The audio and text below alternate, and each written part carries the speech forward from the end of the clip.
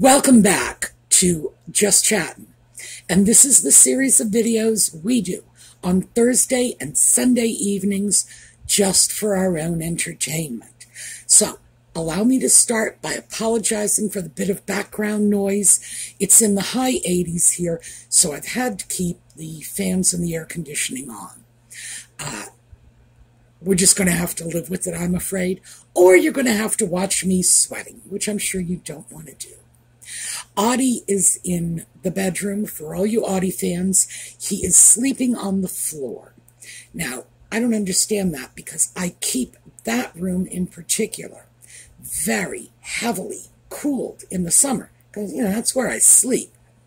And even though he has a bed to lie on, he has a ceiling fan overhead to put a cool breeze on his tummy, no, he's still on the floor. He is an ungrateful little cat. He may show up, he may not, but I do want to take the opportunity to talk about a couple of other things. And let's start with yellow for Catherine, for Lex's mom, for everybody who is suffering with cancer. And we send our best wishes for your complete recovery. Let me show you the various yellows because we have a number of different shades of yellow in this. And I know most of them are not visible on the camera. This is a silk pashmina, which is great for this time of year because it's lightweight, and if you go out, it will keep the sun off your shoulders, which is always a good idea, especially if you burn like me. Even if you don't, melanoma is no fun. So, yeah, avoid sun exposure for the sake of your health. However, word of warning, if you're going to do this, be sure to secure it with a sturdy scarf ring, because not for nothing do they make parachutes out of this stuff. A good gust of wind and it will blow your pashmina into the next county. All right, enough about that.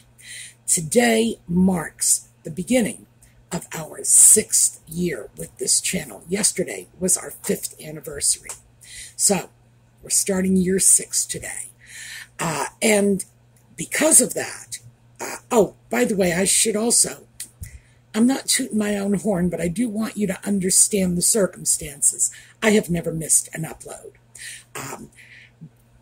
I think in the last 5 years, there have only been 3 or 4 times that the videos have even gone up a few minutes late due to technical problems, but never missed an upload and never taken a vacation. So that leads me into what I want to talk about next. I had a tremendous amount of fun the last time I did a video based on your questions and comments. So we're going to do that again this evening. And I think I want to simply turn that into a regular feature. So I'm letting you share the workload with me. Ordinarily, it is something where I have to come up with the topics for the videos, make sure it's something that you want to know about, and I want to throw a little of that back to you. Why don't you tell me what you want to talk about? Throw the comments on any of the videos throughout the week. I will gather them together, then research your comments. So the research is still there. I'm not getting that much off my plate. But it will at least ensure that you are getting the information you want and not necessarily the information I'm just choosing to give you. So I thought, because I'm having a great time with this, and my sense from the comments is you are too. So let's just make this a regular feature. Let's take, Thursday or Sunday night, whichever it works out to be, and just dedicate it to the Q&A. I will deal with your comments because some of you have come up with things that either never occurred to me or that I thought you might not be interested in. And so it's been a little bit of an eye-opener for me. All right, when we come back, we are going to get right into your thoughts and comments.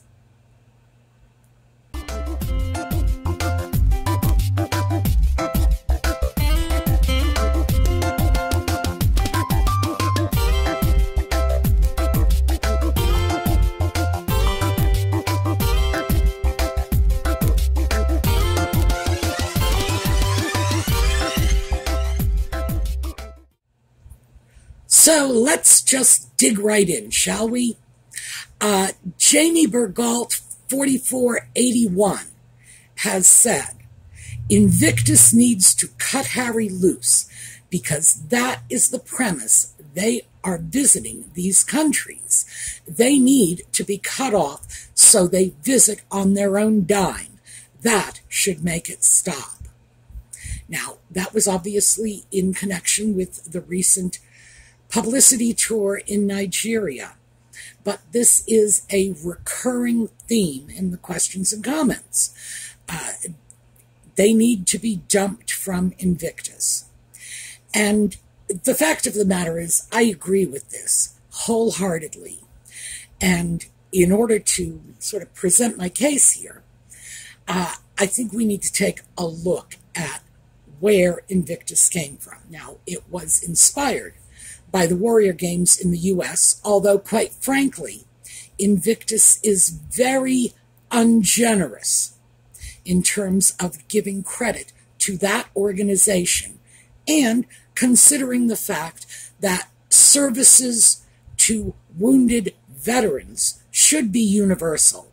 It shouldn't be a, I want to keep this bit of credit for myself. This is my territory, not yours. I would have expected that I would see more generosity. And by that, I don't mean money. I just mean in terms of acknowledgement between the Invictus Games and the games in the U.S. that inspired them.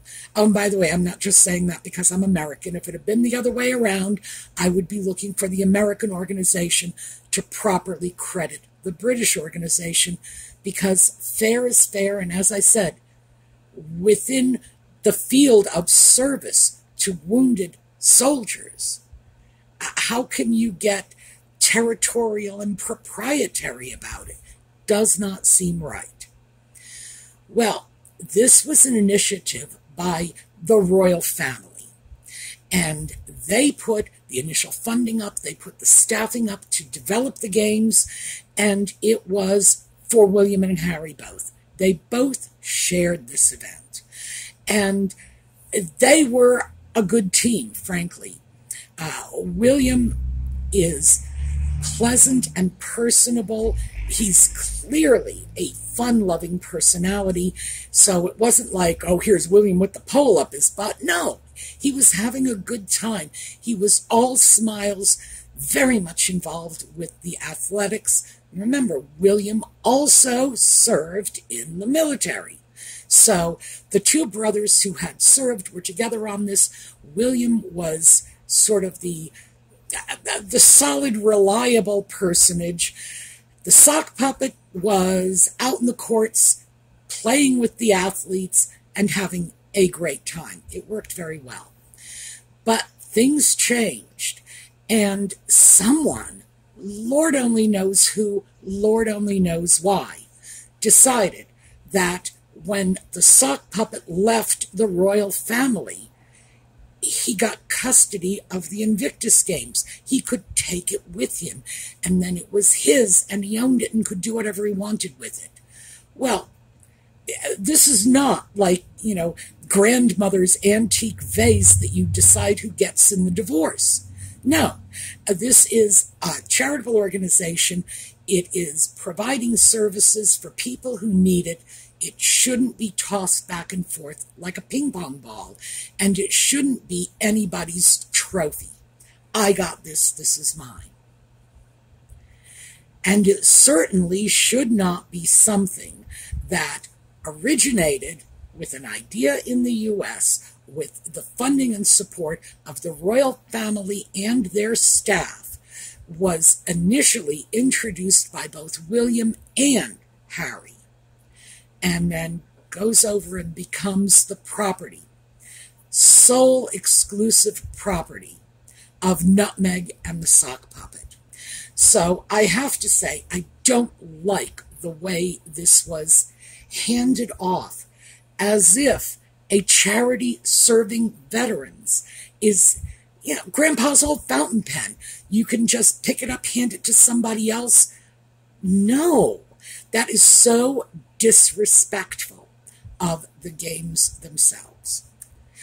And yeah, definitely got a problem with the way that all went down. And now the Invictus Games are a distinct charity. It's a charity in and of itself. It's no longer affiliated with anyone. But Nutmeg and the Sock Puppet are, well, they're using it for their own purposes. However, the other side of that is even their own purposes are bringing a great deal of publicity to the games. This is probably why the leadership of the Invictus Games are reluctant to kick those two to the curb, because they do represent a lot of publicity. These days, the publicity is getting very negative. So that leads us into the next comment, related but not the same. And this one is from Mabel Blank 2226. When you have veterans living rough on the street, and the patron and his wife are drawing huge amounts of money from the charity to cover expenses and appearances at events, then you have a huge problem presenting a legitimate event. She has no connection to the military and makes the whole process a joke. Well, yeah, that is in fact what did happen when the Sock Puppet got Invictus and gave it to his wife. That one blew my mind because, as this commenter pointed out, she has nothing to do with the military. She has not done military service, and we've all done a lot of research on her family, and the fact is, no one in her family has done military service, at least in the last 2 or 3 generations. So we can't even say there is that history of military service within the family to draw on. Of course, she doesn't talk to her family, so I guess that doesn't matter anyway. But this is someone who has no connection to the military and no connection to athletics. And now it is her showcase. And yes, when you start to consider the incredible amount of expenditure that is involved in maintaining Mr. and Mrs. Sock Puppet on these events, not to mention the extent to which the events themselves are being exploited and used to bolster Nutmeg and the Sock Puppet and sort of smooth the way over the other missteps in their lives, yeah, it's a problem. Are people actually giving money to Invictus? I don't know. If they are, I would be very surprised, because people at this point have got to be aware of the fact that if they give $1 to Invictus, 50 cents of that dollar is going to go straight into Nutmeg's closet. It does not look very legitimate. It really doesn't. And I would love to see the Invictus books to find out exactly how much of the money they raise are going to the wounded veteran athletes themselves, and how much are being spent not just on random unnamed expenses, but very specifically on Nutmeg and the Sock Puppet and their expenses. How much are they and their subsidiary companies drawing from the Invictus coffers? That would be very interesting to find out. So let's take a look at what's next up.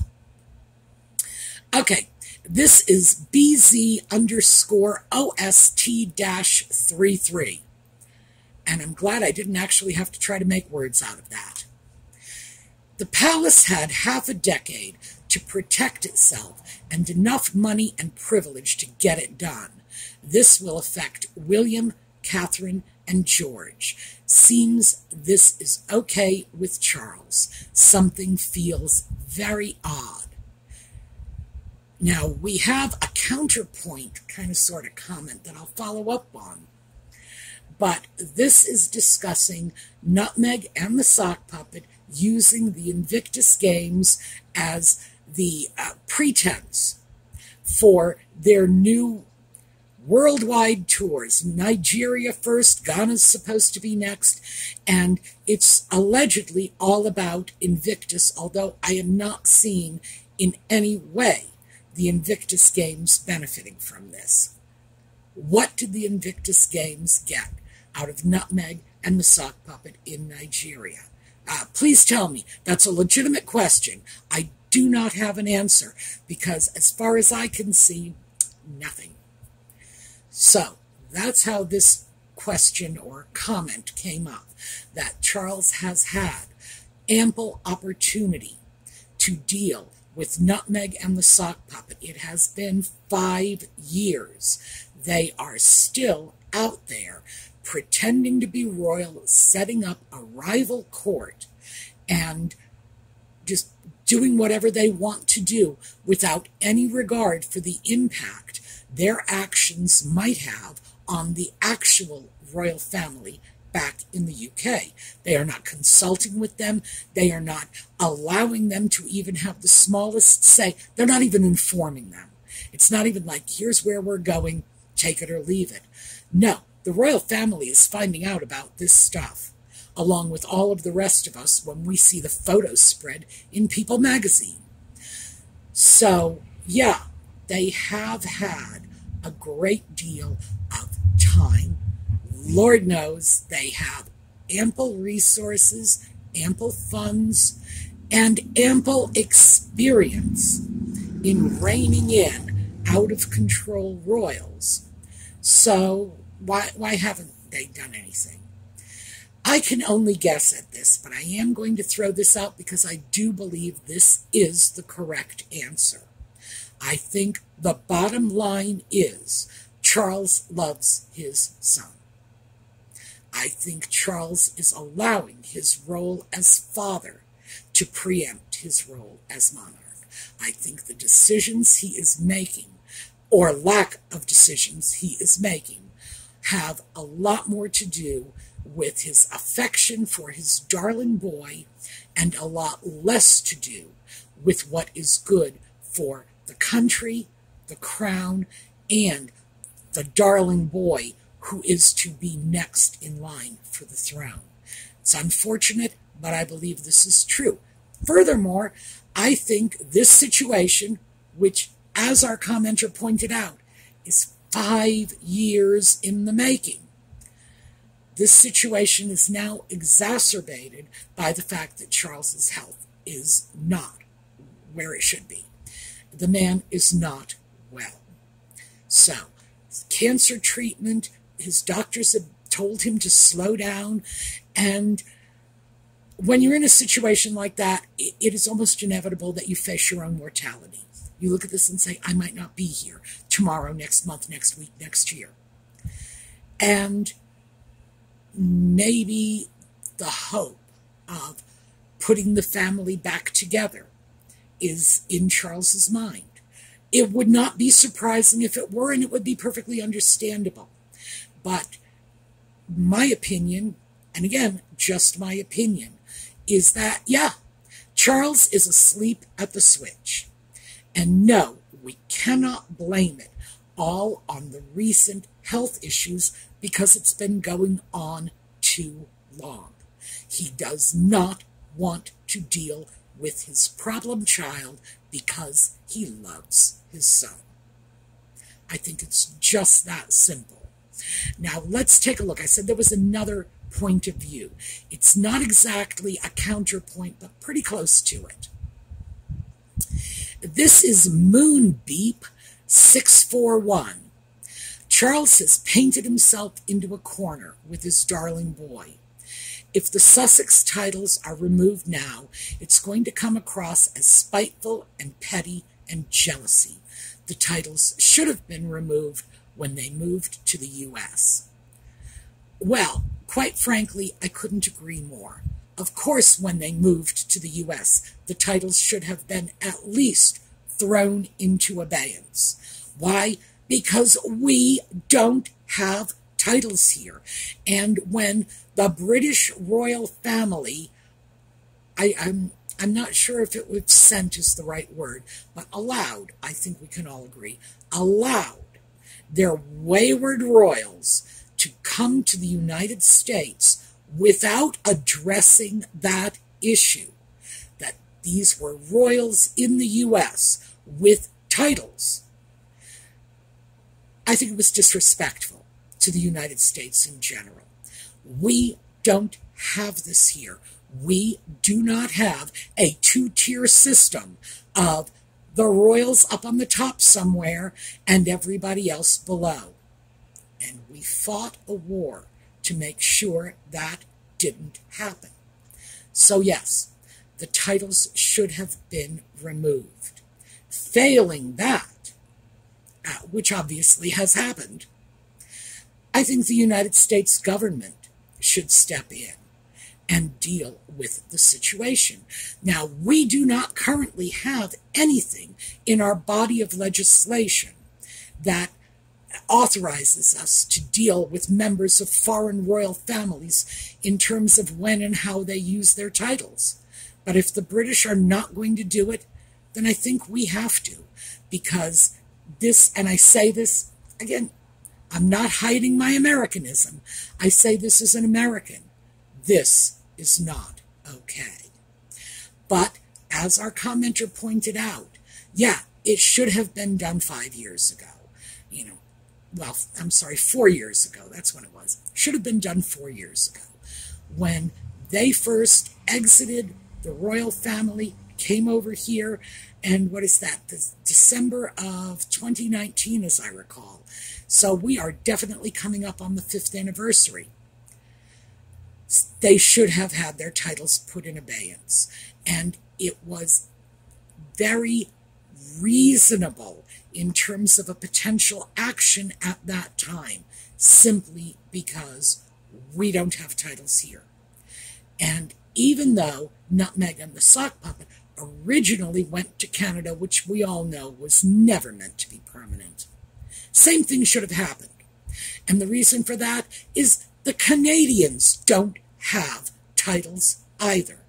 The Canadians have whatever titles flow down to them through the British royal family and their relationship with the Commonwealth.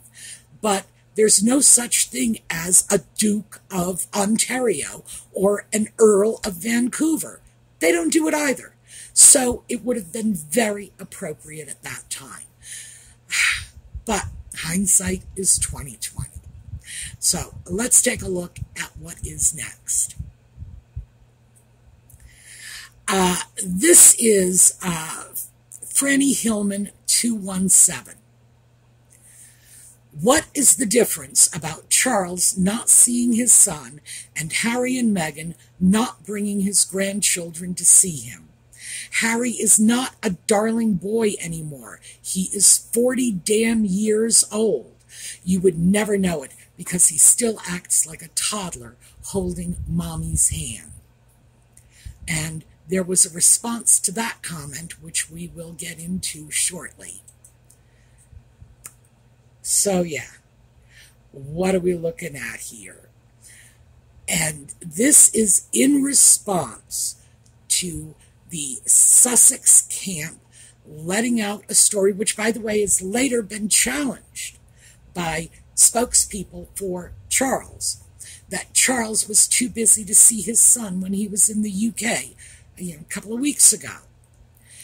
And the take on this, as presented by the Sussexes, of course, is Charles can't be bothered dealing with his son. Well, as this viewer has replied, the son can't be bothered to bring his own kids, alleged, over to see his dad. Yeah, it cuts both ways. Maybe, assuming, in fact, Charles was too busy to see the sock puppet. And we don't know. Like I said, the palace has a different story. Assuming that was the case, the man is the freaking King of England. He can't just drop whatever he's doing because his son decided to show up.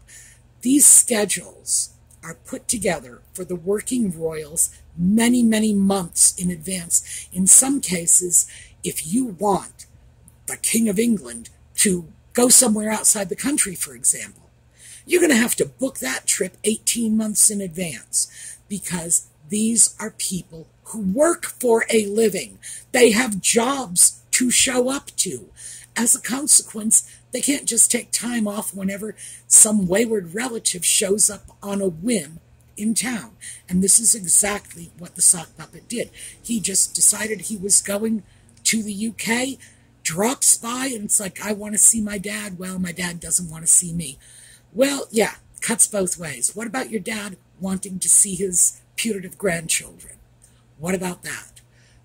What have they done for the family? What consideration and kindness has the sock puppet and the missus shown any one of these people that they should feel like the moment they show up, everybody has to drop what they're doing and roll out the red carpet? It's very, very entitled and arrogant, in my opinion. We do, however, have, and this was a reply to the comment in the comment section, and this is from Jamie Kennedy 5750, or seeing her father. So the point that Jamie is making, obviously, is how can they complain about Charles not seeing Harry when no one has seen Thomas Markle in more than 5 years? From the moment those two began dating, Thomas Markle was kicked to the curb. So why is it rules for thee and not for me? And I think that really brings the point home. So let's take a look at what is next. Denise S. 9140. It's interesting that Harry has spent the last 3 years in London during Archie's birthday. Some theorize Archie lives in England with his mother and that he's Harry's child. Well, I gotta say, I love this one. And the fact is, I'm just going to throw that out there because, yeah, this is correct. The sock puppet has, in fact, been in England on his putative child's birthday for the past 3 years. This, however, opens up a whole can of worms about how these allegedly wonderful and devoted parents are dealing with their kids, who are never going out anywhere, never seen at events. Their parents seem to be scrambling for excuses to get away from them. And I think this is something that deserves a closer look. But I am throwing it out there. This is a brand new theory that I have not heard before, and I love it. And I am going to look into this more closely. But I want to throw this out to all of you. What do you think is going on here? Why would this devoted dad be going out of his way to avoid spending time at home with his child on his birthday? And we all know this because it makes headlines. He had to go to the coronation and leave the putative child behind alone on his birthday. It's like, really? Like kids even know that? But still, it's something they're constantly throwing out there when they feel they can blame someone else, like the royal family being arrogant enough to organize a coronation on their kid's birthday, like somehow their kid's birthday should trump the coronation, like this should be a national holiday, or, the Sabbath day, a day of rest or something. No. They're very quick to throw that out. But did the sock puppet really need to show up in the UK for a church service commemorating the 10th anniversary of the Invictus Games?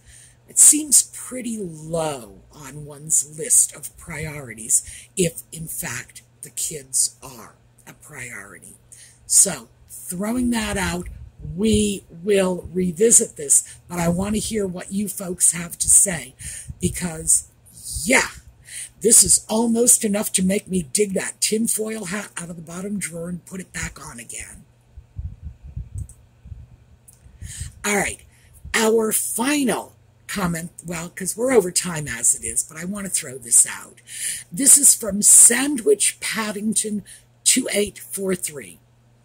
Hey, Sue, you are in the know.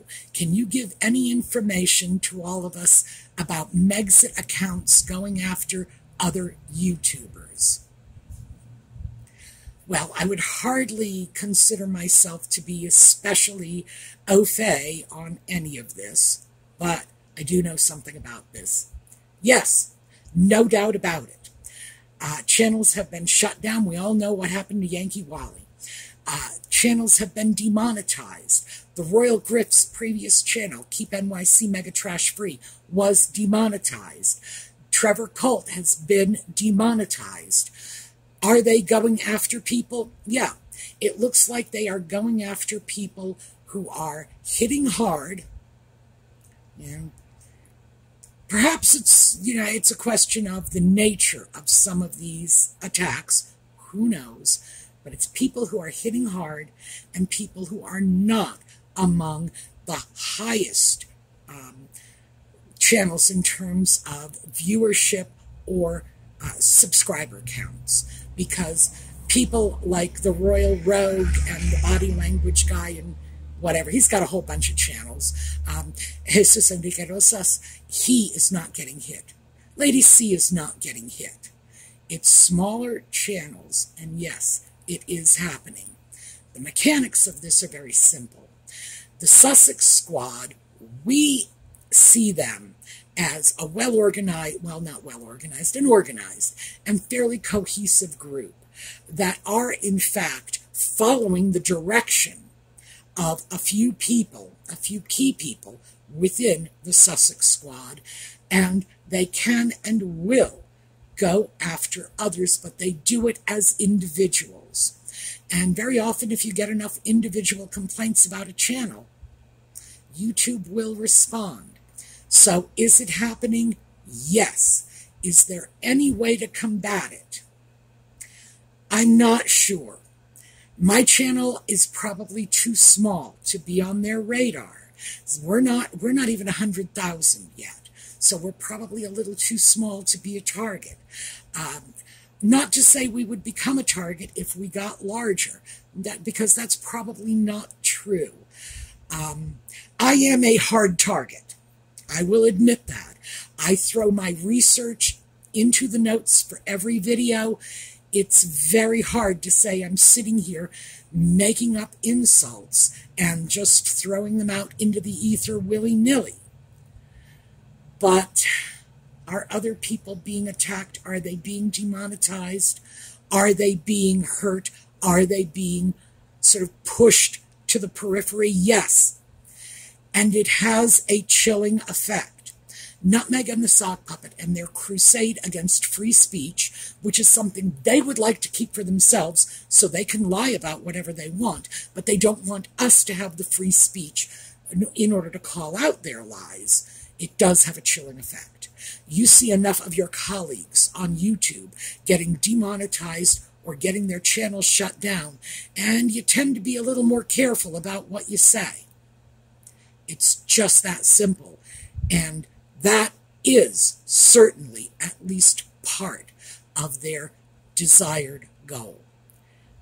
Yeah, I don't know what to say about it, but it's about as bad as it gets, because who wants a situation in which free speech becomes something to be afraid of? All right, that is what I have for you today. I think we got a great assortment of comments. Again, I am looking forward to the rest of your comments. Let me know, what do you want the next question and answer video to focus on? So your wish is my command.